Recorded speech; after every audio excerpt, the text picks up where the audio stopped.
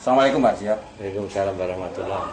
Ya maaf, ini kami dari tim Pak Caping Gunung, istilahnya dari media online Caping Gunung. Ya. Kami mendengar dari teman-teman bahwasanya kemarin itu hari Jumat itu Bupati telah memberikan nota kesepahaman, penyerahan modal ke DPR itu dari tim Caping Gunung juga klarifikasi sana. Namun demikian kami melihat isu yang berkembang, kami mendengar dari non jauh sana itu ada tokoh yang kelihatannya juga nggak setuju adanya pertanyaan tersebut. Nah, setelah kami informasi tersebut ketemu namanya Pak Harjo.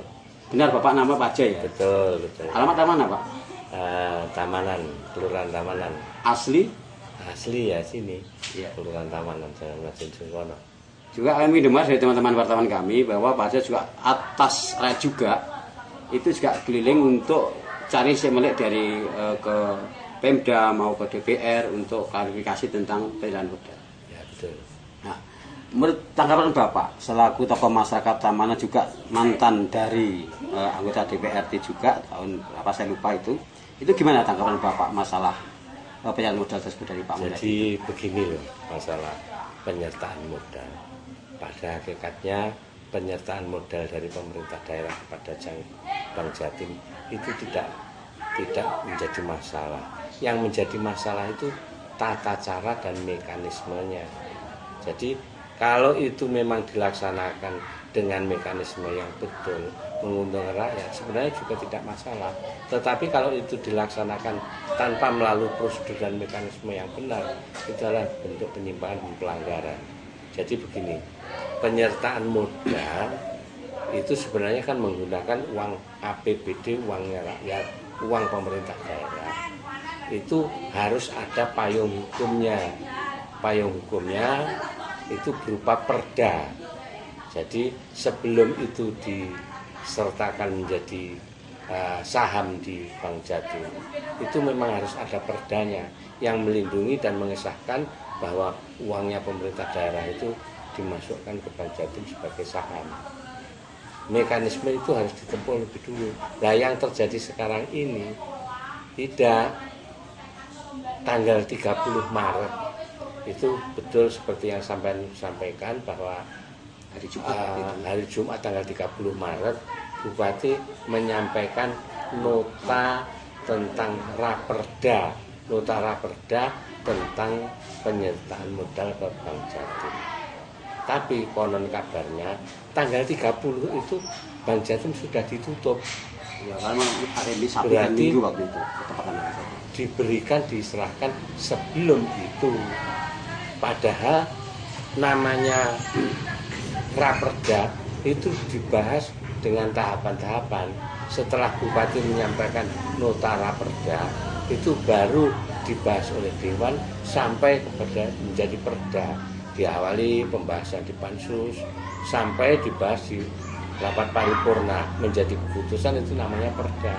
Kalau sudah ada perdanya, baru uang itu bisa dilaksanakan sebagai sahamnya pemerintah daerah kepada Bank Jatim. Itu mekanismenya. Tetapi yang terjadi sekarang ini kan tidak demikian. Baru setelah uang itu masuk, rame-rame membahas tindak lanjut daripada apa yang disampaikan Bupati tentang nota raperda. Ini Pak, kembali lagi Pak, apa kata Bapak katanya itu harus ada pendahuluan namanya perda dulu sebelum langkah tersebut. Di dalam penyertaan modal Pak, menurut Bapak, istilah penyertaan modal ke Bank Jatim itu apabila di dalam PAK itu sudah terpenuhi semua dan itu ada sisa dari pemerintah, uang pemerintah entah dari mana tersebut atau mungkin itu akan disertakan dengan apa itu. Jadi begini, seperti itu informasinya. Jadi begini, namanya uang yang ada pada pemerintah daerah itu ada dimasukkan dalam anggaran pendapatan dan anggaran pengeluaran. Semua itu ditetapkan melalui sana, melalui rancangan tentang APBD. Dari APBD itulah bisa uang itu digunakan setelah APBD itu disahkan. Nah sekarang ini APBD untuk tahun 2012 itu sudah dilaksanakan pada waktu yang lalu. Artinya sisa anggaran 2011 itu sudah masuk include menjadi satu dengan pendapatan-pendapat lain yang sudah dijumlah menjadi anggaran pendapatan 2012. Dari anggaran pendapatan 2012 itulah dirinci pos per pos, SKPD untuk belanja, namanya anggaran belanja atau anggaran pengeluaran, sehingga anggaran pendapatan dan anggaran belanja ini menjadi seimbang dalam suatu perencanaan. Akan terjadi sisa lagi nanti pada akhir tahun setelah ini diperhitungkan atau dipertanggungjawabkan. Nah sekarang ini itu kan semua anggaran itu sudah diplot, sudah diplotting pos masing-masing namanya. Sudah ada anggaran untuk ini, semua sudah ada. Nah, yang sekarang akan dipergunakan untuk ke Bank Jatim itu mengambil dari pos mana, itu kan timbul tanda tanya besar. Apakah mengurangi pos-pos yang sudah tertuang dalam APBD? Itu tidak bisa. Kalau mengurangi itu pelanggaran terhadap APBD. Merubah pos demi pos itu hanya bisa dilakukan pada waktu PAK namanya, perubahan anggaran itu. Nah sekarang ini PAK belum terjadi, APBD sudah disahkan pada waktu yang lalu, sehingga dengan demikian sekarang ini kan berada di tengah-tengah. Sebentar Pak, masalah PAK itu kan ada istilah Pak ya di dalam pemerintahan tersebut adalah jikalau itu dalam bentuk emergensi atau adalah bentuk itu dapat darurat, itu kan uang APBD yang sudah diposkan bisa digunakan untuk keperluan darurat. Nah, apakah ada klausul karena penyertaan modal itu tanggap darurat Pak? Begini, tanggap darurat yang perlu diperhatikan adalah tanggap darurat untuk kepentingan rakyat yang betul-betul dalam keadaan mendesak. Apabila itu tidak dianggarkan dan tidak dilaksanakan, itu akan terjadi sesuatu efek yang sangat negatif bagi rakyat itu sendiri. Maka dari itu darurat namanya. Jadi kalau hal semacam itu darurat, tetapi kalau menabung itu bukan darurat. Jadi ada perbedaan. Yang dianggap keadaan darurat itu adalah untuk kepentingan masyarakat yang secara mendesak, betul-betul mendesak keadaannya. Dan apabila tidak dianggarkan, itu memang ada akibat. Itu namanya mendesak. Tetapi dalam hal ini memberikan saham atau modal kepada Bank Jatim itu saya kira bukan keadaan darurat. Untuk mensikapi itu Pak, Bapak selaku tokoh masyarakat, itu gimana Pak langkah-langkahnya Pak? Supaya itu tidak terjadi untuk penyertaan modal, karena melihat asumsi Bapak itu jelas itu menyalahi aturan. Gitu. Jadi begini, kami bukan berarti melarang untuk penyertaan modal, sebab penyertaan modal itu sah-sah saja. Hanya sekali lagi gunakanlah tata cara, mekanisme sesuai dengan aturan yang berlaku. Ada payung hukumnya namanya. Jadi mengeluarkan uang APBD itu ada payung hukumnya. Tidak boleh pemerintah itu semaunya mengeluarkan uang tanpa ada dasar hukumnya. Nah, dasar hukum yang yang harus terjadi itu namanya perda. Perda itu bisa perda pada perubahan anggaran, perda pada APBD ataupun yang lain. Tetapi harus ada payung hukum. Tidak dikeluarkan dulu baru payung hukum dibuat. Namanya nanti seperti ini Pak, mekanisme kita seperti itu. Kita bupati melakukan nota raperda, setelah itu ditindaklanjuti oleh DPR mengadakan pansus. Nanti kalau sudah perda itu selesai, baru penyertaan modal dilakukan. Itu mekanisme yang betul. Tidak uang ditabung dulu, baru diikuti dengan perda baru diolah. Itu namanya kan terbalik. Itu yang disebut dengan mekanisme yang tidak betul. Kalau langkah seperti ini kan suatu pendoliman uang rakyat ini namanya, karena menyalahi aturan lah, ibaratnya seperti itu. Karena apa? Uang masuk dulu, baru perda belakangan. Itu untuk menggagalkan hal semacam itu harus langkah kemana, Pak? Nah, seperti apa bikin apa? Kalau tentang itu merupakan tanggung jawabnya pemerintah daerah dalam hal ini Bupati dan DPRD. Bagaimana mensikapi itu adalah kewenangan dan tanggung jawab mereka, bukan tanggung jawab kami. Tetapi kami hanya mengutarakan bahwa apa yang dilakukan sementara ini tidak pas berkaitan dengan payung hukum yang belum dibuat lebih dulu itu. Gitu loh. Jadi kami tidak mau untuk dikte ini harus begini, tidak. Itu kewajiban mereka karena mereka yang melakukan, mereka yang melaksanakan. Ini Pak Jika, saya mau bertanya terkait penyertaan modal dari Pemkab Trenggalek ke Bank Jatim. Itu menurut keterangan Pak Jo tadi menyimpang dari aturan. Artinya payung hukum belum dibuat. Iya.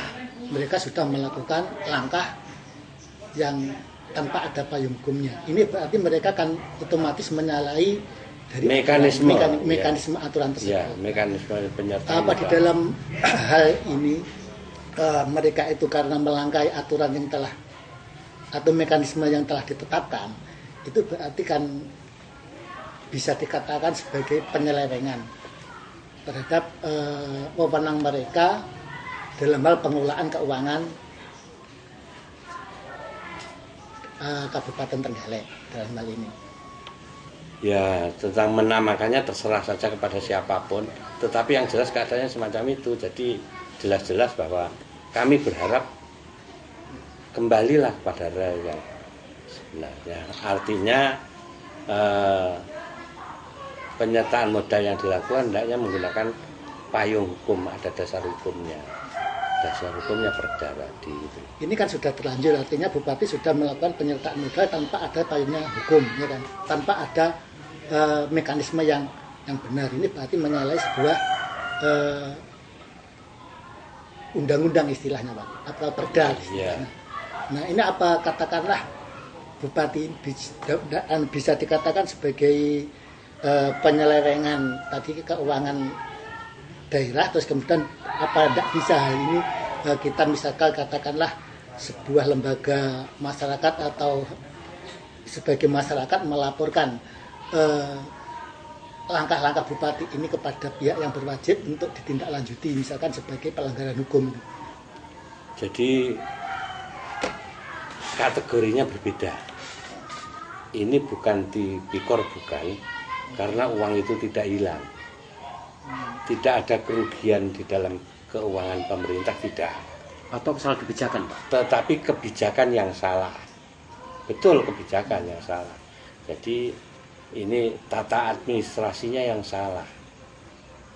Oleh sebab itu ya kita mengkritisi itu sebenarnya tujuan kita demi baiknya ke depan. Supaya hal semacam itu tidak akan terulang lagi. Jadi kalau memang ini harus melalui perda, ya dilakukan perda lebih dulu. Jadi penggunaan anggaran itu betul-betul menjadi lebih transparan karena anggaran ini sudah tertuang di dalam APBD, bagaimana digunakan oleh masing-masing dinas dan sebagainya sesuai dengan perencanaan yang ada. Ini Pak Jo, menurut pemantauan Bapak terkait dengan hal ini berarti seperti yang dikatakan tadi bahwa dari Silva yang katakanlah tahun 2011 itu sudah digamblokkan dengan anggaran 2012, kemudian sudah ditata ke pos masing-masing SKPD, ya kan? Iya. Nah, terus kemudian dengan adanya penyertaan modal dari Pak Mulyadi ke Bank Jatim ini, ya kan? Ini otomatis kan akan mengurangi pos-pos dari masing-masing SKPD atau SKPD mana yang akan dirugikan, itu yang jelas. Nah. Jadi kalau itu mengurangi pos-pos, itu bentuk pelanggaran terhadap APBD, itu tidak boleh. Ya. Tapi kami juga tidak tahu uang yang disertakan untuk modal ke Bank Jatim itu mengambil dari pos mana, kami sama sekali tidak pernah tahu. Jadi sampai sejauh ini Pak Jo belum memantau dari pos SKPD mana yang sekiranya itu digunakan oleh Pak Mulyadi atau ditarik untuk menjadi Ya. penyertaan modal. Hanya informasi yang kami terima dari Pak Sekda itu bilangnya uang silva. Hanya di dalam hati kami tertawa. Kok uang silva, uang sisa. Padahal sisa itu sudah terakumulasi di dalam APBD. Dasar plotting ya. Mestinya begitu. Makanya kami juga bingung. Jikalau Pak, manakala itu diambil dari pos-pos tersebut, itu sudah menyalahi aturan SKPD atau menyalahi dari APBD. Itu apa juga bisa diranakan hukum agar itu terjadi? Andaikan seperti itu, kita ada penemuan tersebut. Ini porsinya adalah porsi penegak hukum. Saya tidak akan bisa membicarakan tentang ininya, tetapi menurut saya pengambilan ini kan tidak dipergunakan untuk kepentingan pribadi. Artinya tidak untuk memperkaya diri, memperkaya orang lain. Artinya perlakuan yang dilakukan ini, kegiatan yang dilakukan ini bukan kategori tindak pidana korupsi, tidak. Karena tidak ada uang yang hilang, tidak ada uang yang dirugikan, hanya penggunaannya yang harus sesuai dengan aturan yang berlaku. Berarti kalau menurut informasi yang kami terima seperti ini, sinyal yang kami tangkap itu bahwa dari Pak Sekda dikatakan bahwa itu uang silva. Itu apa kemungkinan bahwa silva tahun 2011 itu tidak dimasukkan ke dalam anggaran 2012, tapi dari sisa atau silva 2011 itu langsung oleh Pemkab atau dalam hal ini ada Bupati langsung kami untuk ini. Di situ kami yang kurang tahu, kami yang tidak tahu secara persis. Ini Pak Jas benar. Menurut pandangan Bapak sebagai tokoh masyarakat Trenggalek yang dulu juga pernah menjadi anggota dewan, penyertaan modal ini menurut pandangan ekonomi atau dari segi masalah manfaat Pak ya, untuk kepentingan masyarakat banyak di Trenggalek. Kita tahu bahwa kalau kita melihat kondisi fisik di Trenggalek sebenarnya banyak jalan yang rusak dan sebagainya, sehingga kemudian timbul silva sekian banyaknya, terus kemudian dari silva itu kemudian dimasukkan ke penyertaan modal ke Bank Jatim. Ini menurut pandangan sisi ekonomi dari segi manfaat untuk kepentingan masyarakat menurut Bapak bagaimana? Jadi begini, yang dulu pun juga sudah pernah menyertakan modal ke Bank Jatim, besarnya 2 miliar lebih pada waktu itu. Itu memang ada keuntungan yang masuk menjadi tambahan PAD. Keuntungannya itu masuk menjadi tambahan PAD. Berapa itu Pak keuntungannya? Untungnya berapa keuntungannya Bank Jatim itu? Kalau besaran angkanya saya sudah tidak bisa mengutarakan, sudah banyak lupa. Itu. Tetapi memang ada pemasukan lain. Yang sekarang ini memang konon kabarnya memang ada dividen yang cukup menggiurkan begitu loh. Makanya berani melangkah yang semacam itu gitu. Dividennya itu sampai 60% itu. Jadi kami 9 miliar waktu nota itu yang diceritakan itu. Iya. Konon kabarnya semacam itu. Bagaimana realisasinya kami tidak tahu. Hanya berkaitan dengan yang penyian tanyakan bagaimana keseimbangan antara uang ini disertakan modal dengan kebutuhan rakyat yang sangat mendesak. Itu ya sekali lagi harusnya juga diperhitungkan oleh para pejabat teknis, dianggap mana yang lebih urgen, seharusnya semacam itu. Tetapi dalam hal ini kalau pemerintah daerah sendiri menganggap mumpung ada kesempatan yang diberikan oleh Bank Jatim. Itu gitu. Bank Jatim, apa ada satu kepastian harus pasti laba? Padahal Bank Jatim kan informasi juga dimasukkan dalam bentuk itu adalah go public, nanti dimasukkan pada bursa efek. Ya itu kalau berarti laba, ada dividen. Kalau enggak waktu masuk ke apa enggak laba kan bisa hilang itu. Kami tidak bisa membicarakan itu. Itu semua adalah kewenangan Bank Jatim dan menjadi tanggung jawabnya Bank Jatim.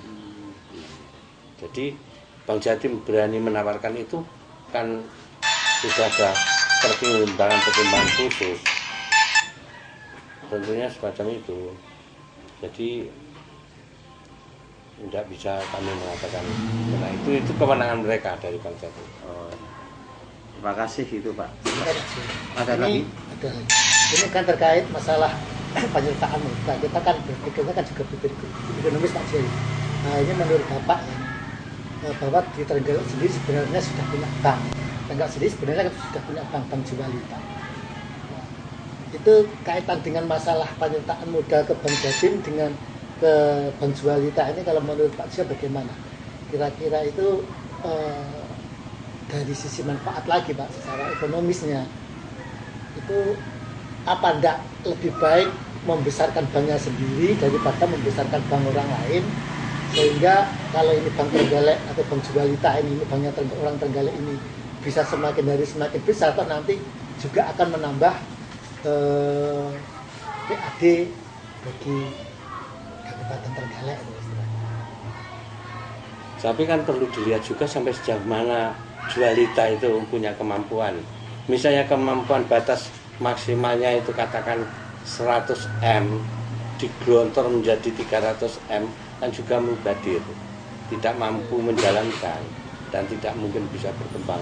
Tetapi dalam hal ini kalau Bank Jatim kan menawarkan dengan penuh risiko dan tanggung jawabnya, karena pengelolaan Bank Jatim tidak hanya dilakukan di Trenggalek tetapi menjadi banknya Provinsi Jawa Timur.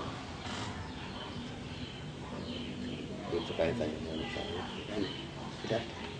Ya terima kasih Pak Arjo, mungkin ya insya Allah terima kasih atas penjelasannya dari hal ini. Insya Allah kami akan bisa di Caping Gunung. Nanti Bapak bisa lihat di situs kami, yaitu di media online Caping Gunung sosial Pak Arjo. Oh iya. Terima kasih Pak. Selamat sore Pak. Assalamualaikum. Waalaikumsalam. Silakan.